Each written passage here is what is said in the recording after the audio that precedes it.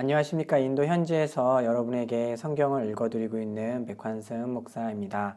2주간 잘 지내셨습니까? 저도 잘 지내고 있습니다. 계속해서 단기팀들과 같이 다양한 사역들을 하고 있고요.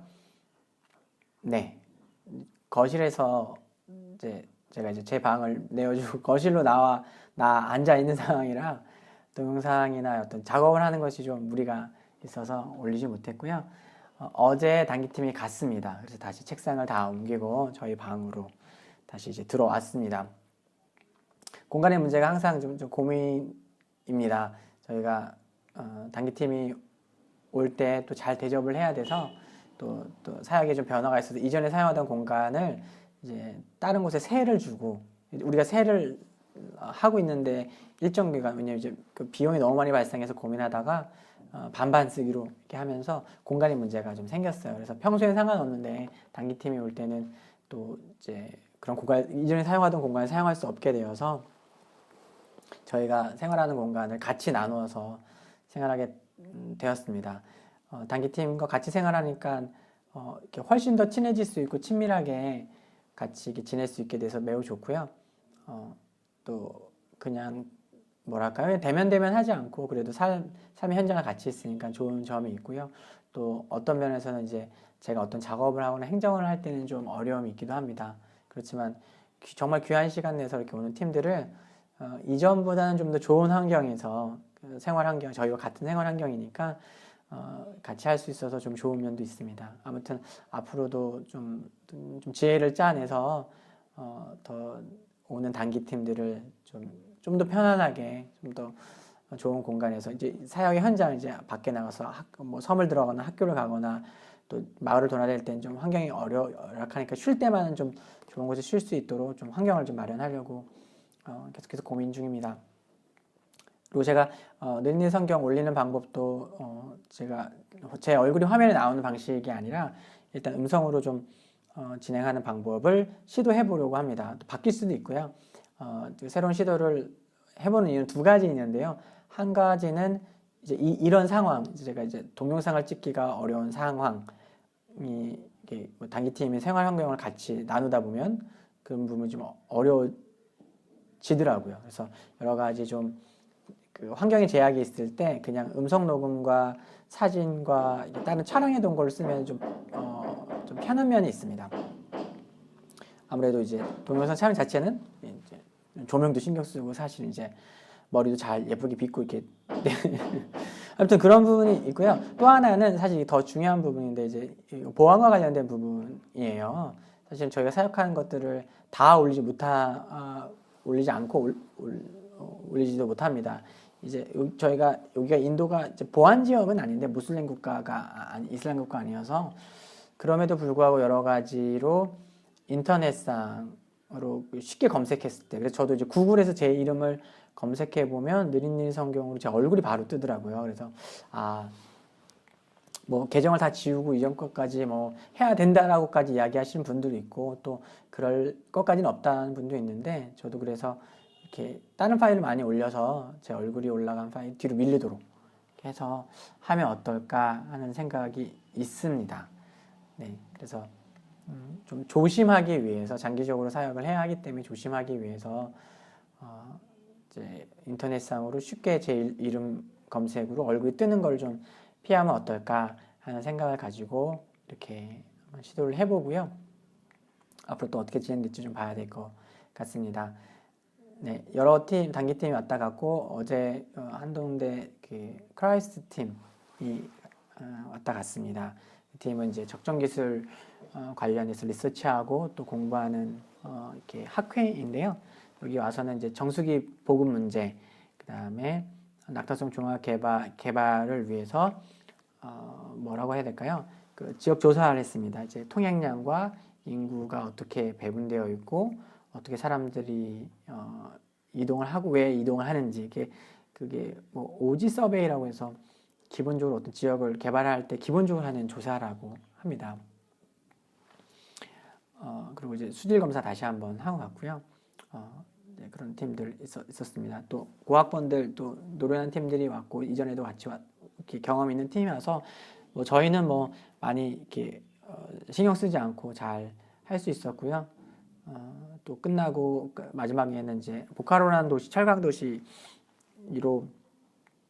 그 축가하는 사역 있어서 그 외국인들이 와서 좀 축가해주고 좀 이런 걸 요청하는, 너무 간곡하게 요청을 해서 도저히 거절할 수 없는, 인도는, 한국도 그렇지만 인도는 훨씬 더 이 관계의 모호한 경계가 중요합니다. 그래서 좀 어떨 때는 무리한 요구를 하더라도 우리가 이렇게 특별한 이유가 아니면 수용을 해야 하는 그런 상황들이 있어요. 서로 연결되어 있고 또 뭐 여러 가지로 후원을 하시거나 장서를 대여해 주신 이런 분들이 이제 너무 이제 자기 결혼식에 꼭 와라, 팀을 꼭 와서 축가를 해달라, 이렇게 너무 몇 번 죄송하다고 말씀드렸지만 이렇게 너무 강하게 요청을 하시면 이제 거절할 수 없어서 네, 팀 것 같습니다. 한동대 팀 이제 이게 그 주요 팀과 달리 크라이스트 팀은 이제 춤추고 노래하고 이런 팀이 아니라 이제 연구하고 이런 팀인데 고맙게도 참 한동대 학생들 착하고 귀합니다. 요청을 하니까 또 마다하지 않고 또 여러 가지 준비를 해서 다 재능 있는 팀들이어서 갔다 왔습니다. 다시 한번 느낀 건데 인도의 어떤 도로 사정이 얼마나 좋지 않은지 저녁에 늦게 이제 거기서 한 8시쯤 출발해서 여기 도착했을 때 돌아오는 날은 한 새벽 3시 좀 넘어서 도착을 한 것 같은데요. 도로상도 너무 낮고 안 좋고, 이제 사실 이제 정글 지역 같은 경우에는 강도들도 나타난다고 이제 좀 주의를 요하고, 또 안개가 또 그렇게 낍니다. 안개가 끼고 고속도로라고 하지만 그 한국 국도 수준도 되지 않고 패인 것도 많고 동물들도 많이 뛰어나오고, 그 다음에 안개가 너무 심해서 야 정말로 이게 사고가 나도 어쩔 수 없겠다 싶을 정도로 안개가 끼더라고요. 그래서 참 새로운 좀 경험을 했습니다. 네. 그래도 그 와중에도 아침에 일찍 이렇게 좀 동네 돌아다니면서 보니까 되게 역시 동물들도 많고요. 네. 좀 구경도 하고 좀 그런 시간들 가졌습니다. 지금 네, 아무튼 그런 시간들을 같이 팀과 보내고 어제 그 팀은 돌아갔습니다. 간 이후에도 이제 2월 달에 또 손님들이 많이 오십니다. 단기 팀도 오고요. 2월 그 8일에 학교 준공식이 있습니다. 학교 건물 전체 준공하는, 그전 개교랑 다르게 준공, 페인트 칠도 다 하고 그런 준비하고요. 그 준공 준비로 또 좀 바쁘고요. 그 다음에 또 새해가 됐으니까 2016년에 어떻게 사역을 하게 될지, 또 교회 사역, 교회 개척과 관련해서 이런 것들 좀 많이 준비하고 있습니다. 2학기가 또 1학기가 시작되면 또 수업도 준비를 해야 되고요. 아무튼 하나님께서 이곳으로 불러주셔서 이것저것 요긴하게 제가 할 수 있는 일들 불러주셔서 참 감사하고요. 그 과정에도 다시 한번 말씀을 보고 묵상하고 또 하나님 앞에 좀 더 서는 믿음의 싸움을 해야겠다는 생각을 부쩍 많이 하게 됩니다. 얼마 전에 이제 김남준 목사님 예전에 하셨던 그 설교를 들었어요. 그 아마 신학교 무슨 모임에서 세 번에 나눠서 예배와 설교 그리고 기도에 대해서 하시는 설교를 들었는데 김남준 목사님 원래 존경하는 목사님이지만 다시 한번 오랜만에 설교를 들으면서 정말 어쩌면 이렇게 하나님을 뜨겁게 사랑할까, 나 역시 다시 한번 그 마음을 좀 회복해야겠다는 생각이 들었고, 김남준 목사님 그런 말씀 하시더라고요. 그 기도에 관해서 설교를 하시면서 좀 부끄러움이 있고 자책감이 든다고 하시면서 젊은 시절 자신의 기도에 지금 이렇게 미치지 못하는 걸 너무나 잘 알기 때문에 그렇다고 하셨는데, 그 말씀 들으면서 저도 이제 마음이 좀 무거워지기도 하고 또 화끈거리기도 했습니다. 저 역시 젊은 날의 저의 기도와 지금의 기도가 모르겠습니다. 그냥 과거를 더 아름답게 꾸미는 건지 모르겠지만 그 시절의 기도에 미치지 못하는 오늘의 모습, 바쁘다는 이유, 또 많은 일들을 한다는 이유, 아이가 있고 아기가 있고 뭐 이런저런 핑계들을 대는데요. 성령 충만하면 모든 조건을 이긴다는 말씀 들은 적이 있어요. 그쵸? 성령 충만하면 조건을 이기고 환경을 이길 수 있을 텐데 이렇게 여러 가지 변명들만 내려놓게 되는 게 아닌가 하는 생각을 하면서 다시 한번 하나님 앞에 말씀 앞에 서고자 하는 마음 더 많이 갖게 됩니다. 때마침 오늘 그 본문도 이게 제 마음을 참 어렵게 하는 본문입니다. 요한복음 벌써 42번째인데요. 10장 11절부터 18절 말씀, 그 유명한 나는 선한 목자다. 선한 목자는 양을 위해 목숨을 버린다. 라는 그 말씀이 나와 있는 그 본문입니다.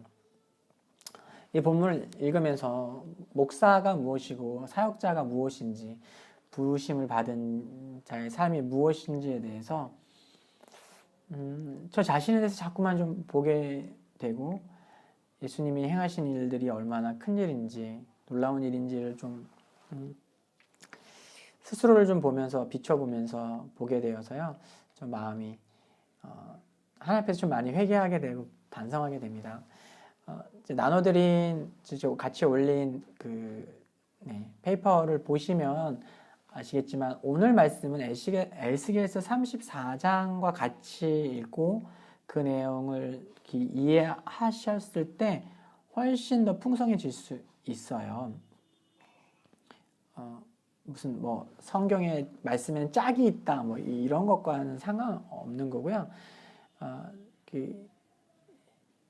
다만 이제 요한복음에서 예수님이 이 말씀을 하셨을 때 에스겔서 34장을 생각하시고 그것을 염두에 두시고 하신 말씀이기 때문에 그렇습니다. 주님께서는 모든 성경에 정통하셨죠.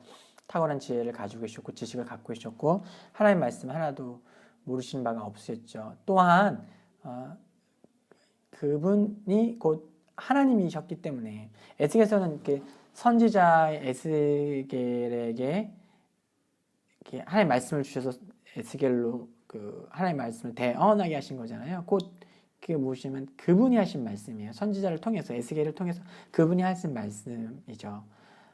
34장 9절부터 16절을 보면 어떤 내용이 나오냐면 바로 이제 그 지도자들, 유다의 지도자들을 하나님께서 에스겔을 통해서 이렇게 책망하시는 그 말씀이 나옵니다. 잘 아시겠지만 에스겔서는 유다가 바벨론에 의해서 1차 포로기 때를 배경을 해요. 그 1차, 2차, 3차에 걸쳐, 그러니까 쉽게 얘기하면 바벨론이 3번에 걸쳐서 남유다를 멸망시킵니다. 첫 번째 공격으로 남유다의 왕족과 귀족들, 이렇게 높은 지위에 있는 사람들을 포로로 끌고 가서 볼모로 데리고 갔어요.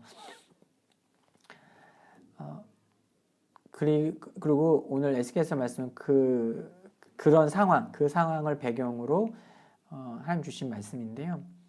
이 34장의 주된 내용은 지도자들을 탓하면서 하나님께서 그 지도자를 세우신 이유는 하나님의 백성인 그 나라를 잘 다스리고 백성들을 잘 먹이고 보호하고 또 지키라고 보내주신 거죠.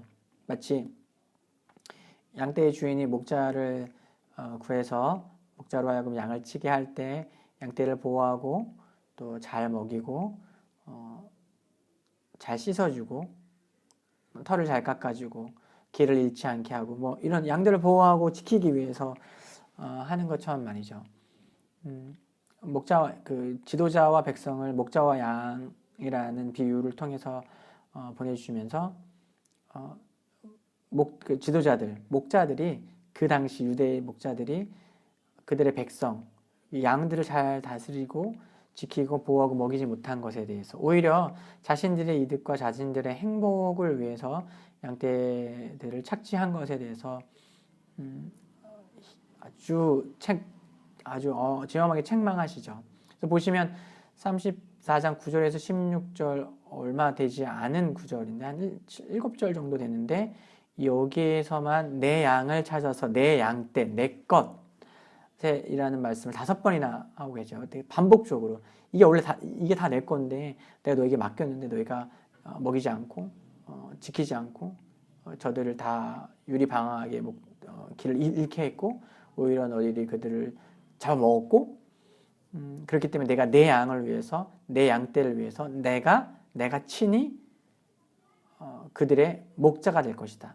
이제부터 내가 너희들에게 맡기지 않고 내가 할 거다라고 말씀을 하세요. 제가 왜 그 에스겔서 34장과 오늘의 말씀을 같이 봐야 한다고 하면, 내가 하겠다라고 그 말씀하셨던 그분이 하나님이시죠. 지금 그 말씀의 주체, 대언되어서 에스겔이 이야기하지만 그 말씀의 주체는 하나님이시죠. 그 하나님이 내가 할 거라고 그렇게 말씀하셨어요. 그리고 그것이 언제 이루어지냐면, 오늘 본문에서 나는 선한 목자다. 제가 이제 영어로도 썼지만 I'm the good shepherd라고 합니다. The good shepherd. 그러니까 한국 번역에서 그냥 선한 목자, 착한 목자다. 심성이 고운 목자다라는 이미지로 얘기되어질 수 이렇게 뉘앙스가 오지만 본문을 잘 살펴보고 하면 나는 그 예언된 목자, 저는 이제 번역을 저의 탈구면 그 예언된 목자라고 이야기하고 있는 게 에스겔 34장에서 이렇게 예언되어 있고 선포되어 있는 그 목자이시기 때문에 그런 거예요. 그러니까 무슨 얘기예요? 에스겔 34장에서 하나님께서 에스겔을 통해서 대언하시면서 내가 이렇게 할 거라고 하셨고 600년쯤이 지난 겁니다. 대충 이제 에스겔 당시가 BC 590 그 몇 년도니까 예수님 오시고 나면 한 600년 좀 더 지난 거죠. 600년이 지나서 그리고 내가 그 선한 목자다. 내가 예언되어 있는 그 목자다. 나는 선한 목자고 양을 위해서 목숨을 버릴 수 있는 그런 아주 좋은 목자다. 그런데 그럼 어떤 목자냐면 내가 얘기했던 에스겔에서 유다가 멸망당할 때 예언했고 내가 더 이상 내 양들 너에게 맡기지 않고 내가 스스로 챙기겠다고 했던 그 목자 바로 나다라고 예수님께서 지금 선언하고 계신 거예요. 본문의 이야기를 앞에서부터 다 들으셨던 분들이라면 더 선명하게 이해하실 수 있죠. 지금 예수님께서 지금 이 말씀을 왜 하시게 됩니까? 예수님께서 당신의 백성에게 오셔서 당신의 백성들을 위해서 오병이어를 행하시고 안전병을 일으키시고 귀신들을 쫓고 참된 가르침과 진리로 길을 잃은 백성들에게 참된 길, 하나님 나라로 돌아오는 회개의 길들을 보여주셨죠. 가르쳐 주셨죠. 그 목자 일들 다 하셨어요. 그런데 그 당시 지도자들, 마치 남유다가 바벨론에 멸망당할 때와 비슷하게 그 당시의 지도자들, 목자들, 바리새인들과 제사장, 사두개인 들이 될 수 있겠죠. 서기관들이 될 수 있겠죠. 그들이 어떻게 했습니까? 참된 목자로 오신 에스겔서에서 예언되었던 내가 내 양떼를 친히 이렇게 돌보겠다고 하셨던 그 예수님이 오셨는데 사람들은 계속해서 그 예수님에 대해서 문제를 제기하고 이의를 제기하고 인정하지 않고 오히려 그 예수님을 받아들이고 그 예수님께로 다가가려는 백성들을 겁박하거나 탄압하고 있습니다. 그것이 아주 구체적으로 드러난 것이 지금 나을 때부터 맹인되었던 사람을 고치셨던 그 이후의 사건들이죠. 그걸 인정하고 싶지 않기 때문에 그 맹인되었던 사람들의 부모를 불러서 겁박을 하죠. 잘못하면 이 총회에서 그 공동체에서 쫓겨남을 당할 수 있기 때문에 그들은 이리저리 둘러대면서 대답을 피하게 됩니다. 그러고 나서 날 때부터 맹인되었던 사람을 또 불러서 계속 그 예수님에 대해서 부인하도록 인정하지 않도록 유도신문을 하죠. 실패합니다. 그러나 실패합니다. 그리고 그렇게 이야기가 진행되어오는 문맥 끝에서 예수님께서 다시 한번 선명하게 선포하시죠. 내가 그 선한 목자다. 나는 내 양을 위해서 목숨을 버릴 수 있다. 돈을 받고 일하는 일꾼은 양의 주인이 아니기 때문에 늑대가 오는 것을 보면 양을 버리고 도망친다. 그러면 늑대는 양을 공격하고 양들은 흩어져 버린다. 당시의 지도자들, 유대의 지도자들은 대부분 이제 돈과 관련되어 이렇게 엮여 있는 사람이었죠. 그 당시 유대의 상황은 제사장들도 다 돈을 주고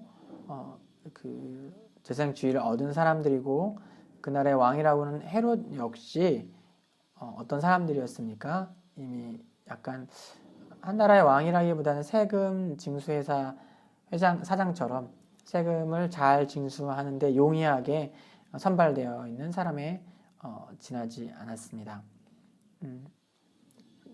그러니까 다들 사꾼이었던 거예요. 진정한 목자들이 없었어요. 양들을 원하고 백성들을 사랑하고 하나님의 말씀으로 양들을 잘 인도해서 길을 잃지 않도록 해준 사람이 없었어요. 그래서 14절에 또 예수님이 또 선포하죠. 나는 선한 목자라. 나는 내 양을 알고 양도 나를 안다 라고 합니다. 저는 그 번역을 나는 구약에 이미 예언된 그 선한 목자다라고 번역을 했죠. 에스겔서에서 예언되어 있고 내가 이미 선포했던 그 말을 책임지러 온 그 선한 목자다. 그렇기 때문에 양들은 나를 알아보고 나는 내 생명을 양들을 위해서 내어준다. 예수님의 대속적 죽음에 대해서 예수님 계속해서 말씀하고 계십니다. 또 놀라운 것은 16절에 보면 또 이 우리에 들지 아니한 다른 양들이 내가 있어 내가 인도하여 할 터이니 그들도 내 음성을 듣고 한 무리가 되어 한 목자에게 있으리라. 이것을 이제 굳이 해석하자면 유대인의 그 유대주의라는 테두리를 벗어난 이방인들에게도 복음이 전해진다는 것을 예수님께서 말씀하신다고 볼 수 있지요. 잃어버린 양들이 있고 복음이 전해지지 않은 곳이 있고 하나님 나라가 선포되지 않는 그곳 가운데도 하나님의 백성들이 있기 때문에 내 음성, 내 말씀을 듣고 내 울타리, 하나님 나라로 그들을 이끌어내어서 그들이 한 무리를 이루고 한 가족을 이루고 한 교회를 이루고 한 목자에게 이렇게 다스림을 받게 될 거다. 하나님 안에 다들 모이게 될 거다. 이것은 어떤 종말론적 그 그림을 보여주죠. 종말론적이라는 것은 마지막 날에 우리가 하나님 보좌 앞에 각 나라와 족속과 방언과 나라 가운데서 수다한 무리가 셀 수 없는 무리가 모이는 그 그림을 또 다른 모습으로 목자와 양이라는 그림으로 그려주고 있습니다. 이 말씀을 보면서 은혜가 되고 또 새롭게 느껴지는 건 18절을 보면 내가 양을 위해서 죽고 희생하고 이것을 다 할 건데 누군가가 나를 핍박하고 나에게서 생명을 뺏어 가기 때문에 그런 게 아니다라고 얘기하세요. 누구도 나에게 그 생명을 빼앗아갈 수 있는 권위와 능력이 없다. 그렇게 할 수 없다. 다만 그게 그렇게 되는 거예요. 예수님이 그렇게 죽으시고 고난 당하시고 희생하시는 건 그것이 아버지의 소원이시고 아버지의 말씀이시고 아버지의 계명이고 아버지의 명령이기 때문이다 라고 하십니다. 그리고 그렇기 때문에 그 잃어버린 생명, 그 고난 끝에서 그 죽음을 이기고 다시 일어날 수 있는 권세, 버릴 권세도 있고 다시 얻을 권세도 내게 있다라고 예수님 선언하고 계신 거죠. 그 당시 사람들은 알아듣기 어려웠을 것 같아요. 왜냐하면 우리는 그 십자가 고난과 부활과 승천에 대해서 말씀을 통해서 명확하게 보았지만 당시 사람들은 참 이 얘기를 들으면서 그것이 어떻게 진행될 건지 그 실체를 보지 못했으니까요. 그러나 성경의 계시 안에서 우리는 명확하게 알 수 있습니다. 예수님께서 무엇을 말씀하시는지. 그리고 예수님의 고난이, 예수님의 죽으심이 예수님이 저항할 수 없는 어떤 힘과 권위에 의한 것이 아니라 스스로의 결정과 선택에 따라 되어진 것을 볼 수 있죠. 말씀을 읽으면서 이 말씀 가운데서 다시 한번 스스로를 돌아보고 생각하게 됩니다. 저 역시 스스로 개인의 결정에 의해서 목사가 되고 또 인도까지 왔습니다. 물론 이제 하나님의 부르심으로 말미암아 온 것이지만 그래도 저 스스로 선택을 했죠. 제가 한국에서 전도사 생활을 하고 또 목사 생활을 했던 시간들을 돌아보면서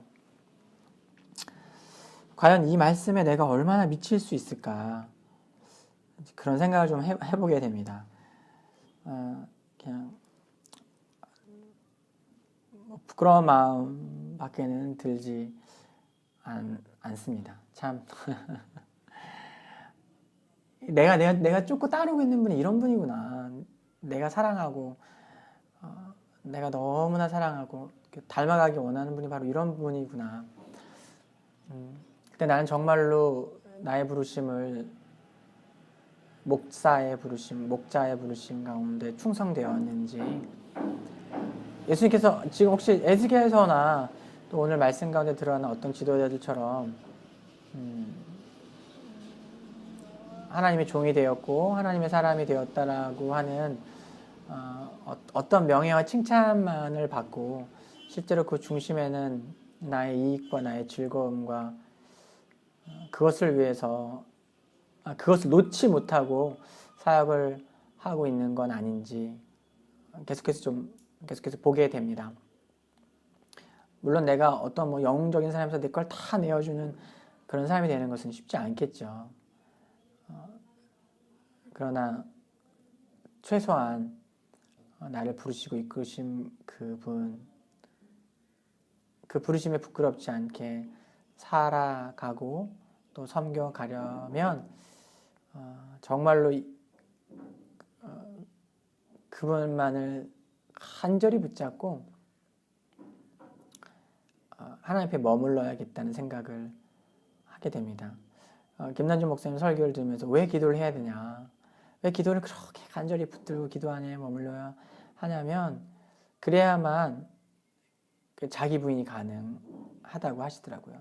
그래야만 사소한 분노와 짜증과 답답함과 눈앞의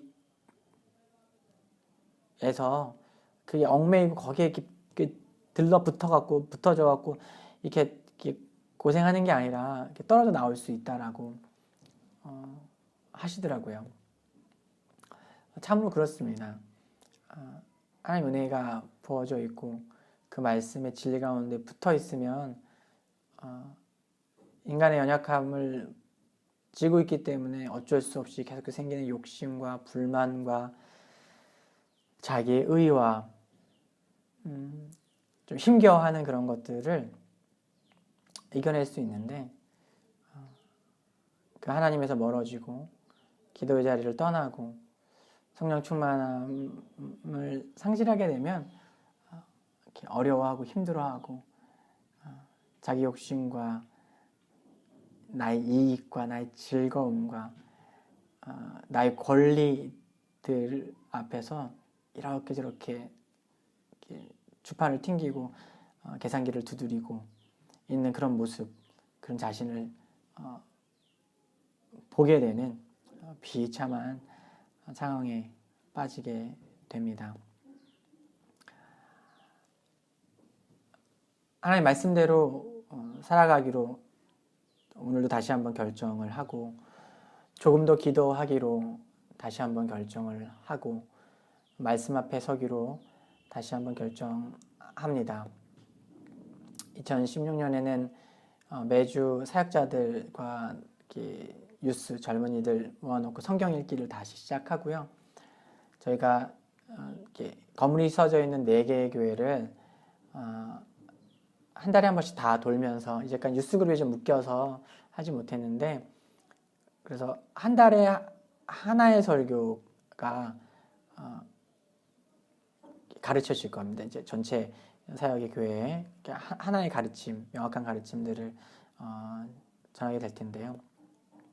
그 사역을 참 그 말씀 앞에 머물러서 잘 해야겠다는 또 다짐을 하게 됩니다. 네, 좀 다양한 일들 감당해야 하죠. 그러나 무엇보다도 선한 목자 되신 예수님 따라서 닮아서 2016년 끝자락에서 잘 살았다, 하나님이 인도하신 것은 잘 있었다라는 그런 고백하고 싶은 소망이 일어납니다. 사랑하는 여러분, 어떻게 지내고 계신지 모르겠습니다. 이렇게 말씀 앞에 서 있으면 이런 시간에 여러분 한 분 한 분들이 이렇게 떠오르기도 하고 또 사랑하는 친구들과 동역자들과 또 가족들과 이렇게 떠오르기도 합니다. 믿음 가운데 이렇게 충만함을 누리시기를 축복합니다. 기도의 자리 가운데서 충만함 얻으시기를 축복합니다.